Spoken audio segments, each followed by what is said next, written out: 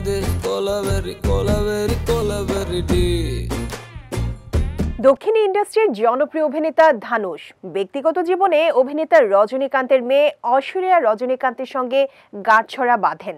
তবে 2 বছর আগে 18 বছরের দাম্পত্য জীবনের ইতি টানার ঘোষণা দিয়েছিলেন দুজনে। দীর্ঘদিন পর অবশেষে আদালতে গড়িয়েছে ধানুষ ঐশ্বরিয়ার বিচ্ছেদের মামলা।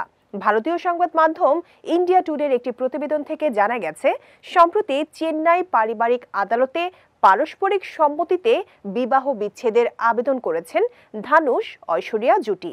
শীঘ্রই পারিবারিক এই আদালতে বিচ্ছেদ মামলার শুনানি হবে এই তারকা যুগলের।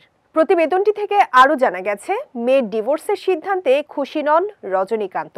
মেয়ে জামাইয়ের সংসার জোড়ার অনেক চেষ্টা করেও ব্যর্থ হন এই অভিনেতা। জানা যায়, এর আগে রজনীকান্তের বাড়িতে এই জুটির বিবাহ বিচ্ছেদ নিয়ে পারিবারিক আলোচনা হয়, যেখানে পর্যালোচনার পর তাদের ডিভোর্সের মামলা স্থগিত রাখা হয়েছিল। সে সময় শোনা গিয়েছিল আবারও একসঙ্গে থাকবেন এই তারকা দম্পতি, কিন্তু বনিবনা না হওয়ায় শেষমেশ আলাদাই হয়ে যাচ্ছেন ধানুষ ঐশ্বরিয়া। 2004 সালে জমকালো আয়োজনে দক্ষিণী সুপারস্টার রজনীকান্তের কন্যা ঐশ্বরিয়াকে বিয়ে করেন ধানুষ। তাদের ঘরে যাত্রা ও লিঙ্গা নামের 2 সন্তানও রয়েছে।